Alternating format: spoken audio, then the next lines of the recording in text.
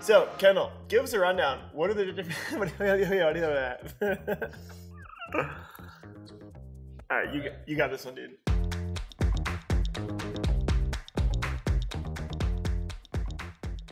Hey everybody, I'm Kendall. And my name's Chris. And we're Bike Gearheads. Yeah, we're gonna give you guys some overviews on how to pick your next set of wheels, and we're gonna go over 3 of our favorites that we have laid out behind us. So as you know, bicycles have wheels. And as we know, Kendall breaks them.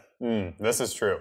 So when it comes to wheels, there's 2 main materials that they're going to be made out of. Carbon is essentially just a really strong composite, whereas aluminum is a really lightweight metal. And while you'll see these 2 materials utilized across a bunch of different components on mountain bikes, they're basically raw materials with consistent performance characteristics. Carbon is constructed in such a way where it's going to fail from impact if it does fail, whereas aluminum is more likely to fail from stress. And so with carbon, you're going to see like rock strikes are going to be things that causes rims to fail, whereas with aluminum, like you'll see like when someone tacos a wheel during a crash, right? That's from the weight on the wheel itself, not necessarily from impact.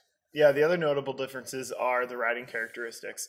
Aluminum tends to be a little bit more supple. Some people prefer the feel of aluminum.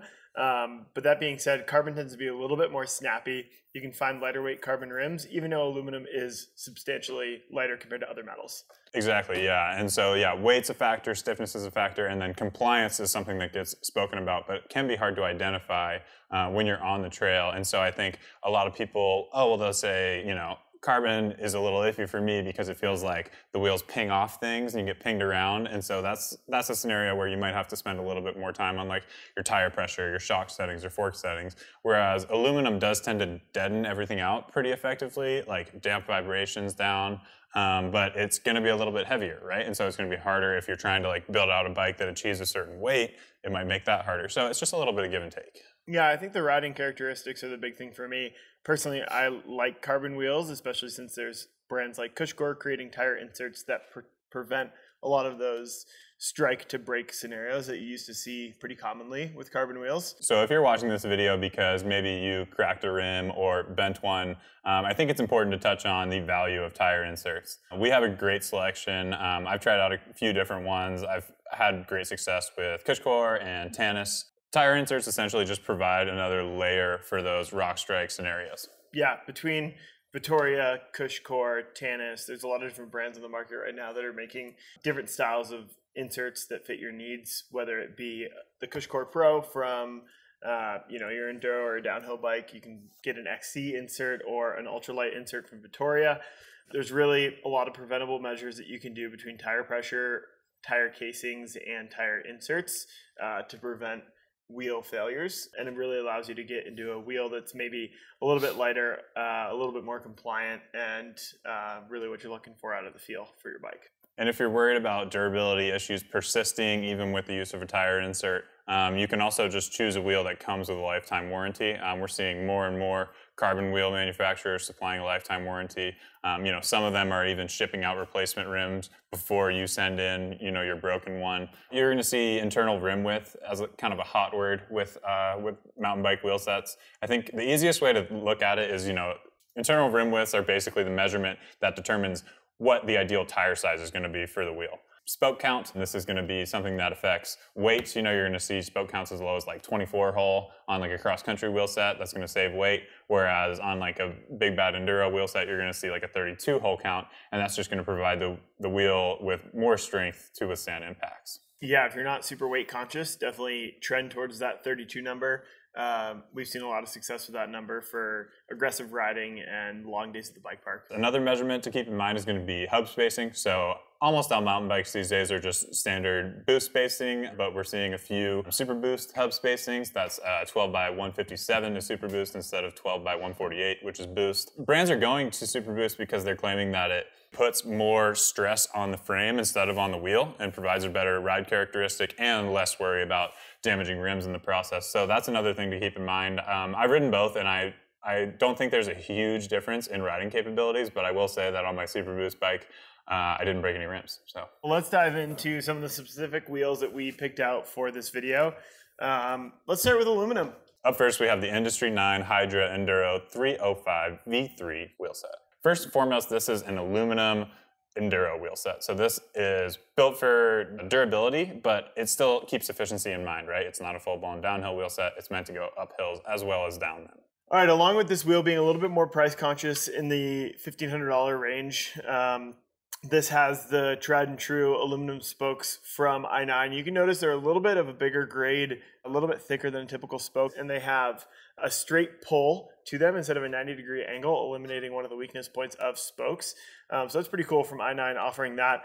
This is also a really popular wheel for someone that is trying to save a little bit of money from a super expensive carbon wheel that's in the mid 2000 range. These come in at about $1,500.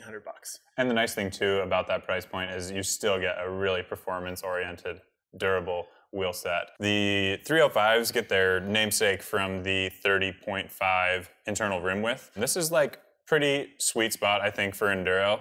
This basically allows the rim to perform best with tires in the 2.4 to 2.6 inch range. You also have this pretty cool anodized aluminum hub and spoke combo here. Check out Industry 9 wheels. They have some really cool designs and a lot of customization available. Yeah, and this is the infamous Hydra hub that everybody knows about. 690 points of engagement. Great if you like to, you know, dance through technical sections of trail where you really have to be on top of it. Cool. Well, on to a carbon option from ENVE, a little bit of a lighter weight wheel. Tell us about the M5. The ENVE M525 also has these Industry 9 Hydra hubs, but that's kind of where the similarities end. This is going to be a cross-country race wheel set. Really, really lightweight. I mean, it's a noticeable weight difference just holding them in our hands here. So tell us the main differences between this rim composition and what makes it good for an XC build. Yeah, so like I said, this is going to be carbon. Weight's a big focus here. We're also going to see a 25 millimeter internal rim width. And so this is going to perform best with like tires in that 2.2 inch to 2.4 inch. So, you know, just everything's about efficiency with this wheel set. Super light, super snappy. Yes, exactly. Really efficient. And you also might notice that there's not as many spokes in here. This is a 24 hole count. So yet another measure to save some weight. We've been working with ENVE for a long time as a fellow Utah company, and we found that they have a great understanding of how like carbon really does make bikes more efficient, especially in the wheels. Well, that is it for the M5 wheel. If you're looking for a little bit more of a light duty trail wheel or an XC race wheel, check this out from ENVE. Now for the extra chonk, the WeAre1 Convergence. So yeah, this is the Fuse wheel set. This is part of the Convergence wheel set family, like you mentioned. WeAre1 is really at the forefront of vibration damping technology for carbon constructed rims. The Fuse and the rest of the Convergence wheel set family basically takes the impact strength of the rim to a whole new level. This is 33% stronger than the wheels from their previous Revolution wheel set family. They have this crazy rim profile that will be sure to turn heads. The thought process behind this rim profile is to provide a more straight-on pulling tension from the spokes to the hub. Anybody who's ever, you know, had a spoke fall off or come loose while they're riding, this whole rim design is basically to fix that problem. You can see that the spokes come off of an angle here from the rim instead of straight, which is because spokes always attach to the hub at an angle. So now, even though it looks like they're coming off at an angle from the rim, the spokes are actually dead straight to match up with the way they mount to the hub. Pretty neat. This Fuse wheel set is going to have a 33 millimeter internal rim width, so this is actually going to be slotted for wider tires in that like 2.5 to 2.8 inch range. I think this would be a really interesting wheel set to use if you live in an area that has like lots of slab or slick rock. Think like Squamish, Sedona, maybe our backyard trails in Moab. So if you're looking for a wheel set that's really efficient, very durable, really lightweight for what it is, check out carbon wheels from WeAre1. And also we went and talked with their engineers at Sea Otter Bike Festival. Check out that video below to hear a little bit more info directly from one of the engineers about this Convergence wheel set. So you guys, well, thanks for tuning in today to discuss a couple rims that we have. We have so many more on the website, from super lightweight XC builds to more cost-conscious aluminum setups, all the way to the highest end, super strong, light, and fast Enduro race wheels. So make sure you reach out to a gearhead to figure out what's compatible and the right wheel for your build. If you guys enjoyed this video, be sure to like, comment, and subscribe, and we'll keep making more videos like this one. We'll see you guys out on the trails.